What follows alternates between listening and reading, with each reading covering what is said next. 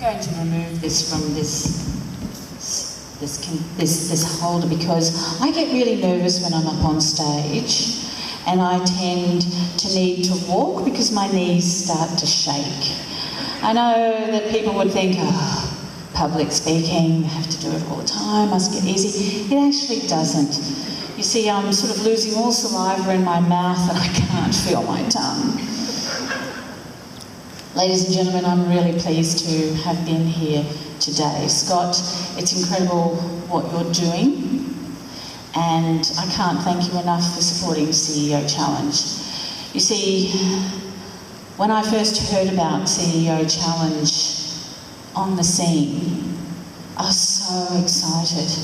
You see, so many times we were involved in helping and supporting the refuges, the housing for women and their families escaping domestic violence. It was always the end product.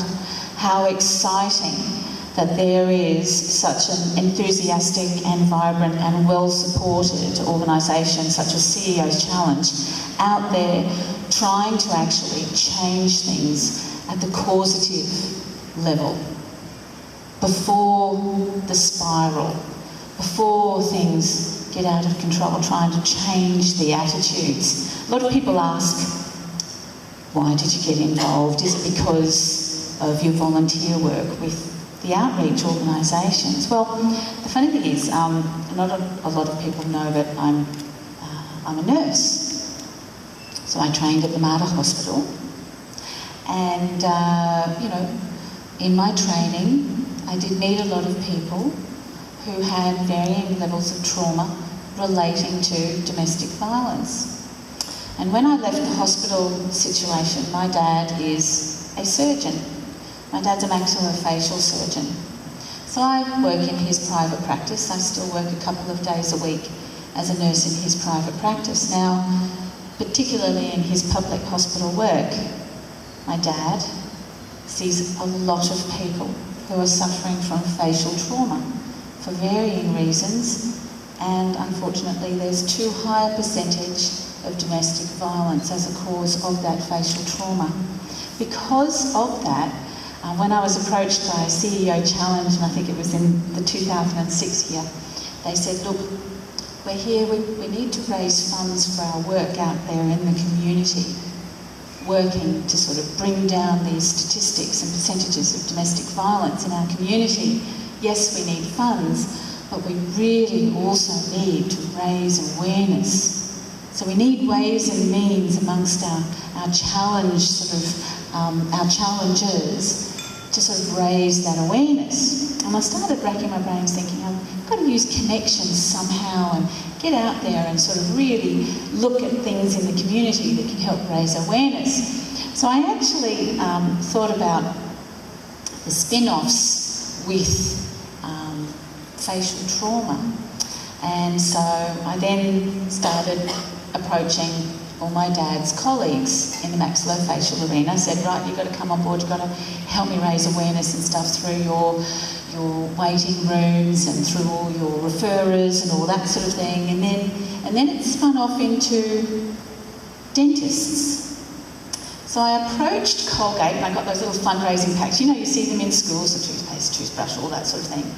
And I said, right, okay, Colgate, this is a different thing for you. Normally you're in schools, but how about you help support this domestic violence initiative? And I did have to go away and think about it because it was a little bit different to what they had sort of been out there promoting. So but they eventually came back and they said, yes, you can use our product to support that initiative. And then what happened was I basically just went and I hit every dental surgery in the area. I was going, here, sell these toothbrush packs, but sell the information. Give out the information. Spread the word. Because there's dental trauma with domestic violence as well. People come in with cracked teeth. People come in with needing root canal therapy for a dead front tooth because of some form of trauma. So that's where things sort of went. So we really tried to sort of raise that awareness. And it was an exciting time because what it did was it really started people talking in waiting rooms, talking amongst themselves, seeing the pamphlets, seeing the information, acknowledging that, but also if they were someone who was a victim of domestic violence, seeing that people in the general community cared and that they were valued. You see, what CEO Challenge are trying to do is change that attitude.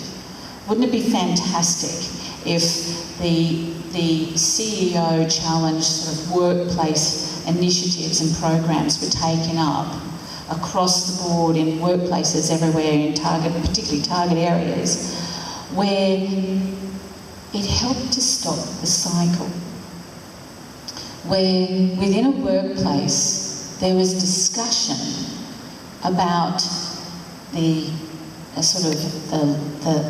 no longer acceptance of that sort of behaviour within a home, and that attitude actually came across to someone who was at risk of actually perpetrating, and stopped them in their tracks and made them think that maybe they should get some help before it actually got to that. So that, you know, wouldn't it be wonderful if we actually didn't need so many refuges someday in the future? Because we all started to really look at that within our society and work on it. I was chatting to the teachers and the school community members here before, and we were talking about how much is done to sort of try and nip bullying in schools and bullying in the community in the bud. It's a similar sort of thing. We really have to start looking at how people stop accepting it, stop seeing it as a part of life and a part of human behaviour, because it's not. It's inhuman behaviour. And once we start seeing that and talking about it openly within our workplaces and within the general community as a whole, then we will see this spiral. We will see the stop in the spiral. We will see it nipped in the bud. This time last year, coming up to the September holidays, it was actually just after the September holidays last year, I received some information from a friend who works in a little private primary school in the southeast Queensland region. And they were saying, oh, this is what we're facing. So it was these school holidays back in 2012. They said, this is what we're facing, having to deal with as a school community as we are heading back to school after the September holidays. And it was, there was a young family at the school, grade 4 and grade 7 students. Over the holidays, the dad had lost it and taken to mum with some form of sports bat. Now those kids were coming back to the school having seen their mother beaten with a bat. And it's a funny coincidence, the mother was actually in my dad's maxillofacial unit at the hospital. Now, she had so much facial trauma, she's unrecognisable. She had so much brain injury, she's now in a wheelchair for the rest of her life. And unfortunately, that brain injury means that she still has not recognised her own children. Now, that's not something that schools should have to be preparing themselves for after holiday seasons. That's not something that teachers should have to be receiving special training and help in how to deal and help those young kids. It's not. Having events like this in this wonderful school hall at this fantastic school means that maybe in the future those incidences are really, really reduced. It's lovely being in a St Columba's school hall, again, I was in a St Columba's school hall on a different site over 30 years ago, where I used to have St Rita's dancing lessons with St Columba's boys. It smells a lot better here. And I have to say that the gentlemen in the room are not as sweaty and stinky as they were back in the late 70s when I was doing ballroom dancing lessons with St Columba's boys after they had done sports training on a Thursday afternoon. It's so incredibly heartening to see you all here today. I hope you go away with a fantastic message and a fantastic feeling of a community supporting this wonderful initiative and supporting a great volunteer and challenger in Scott.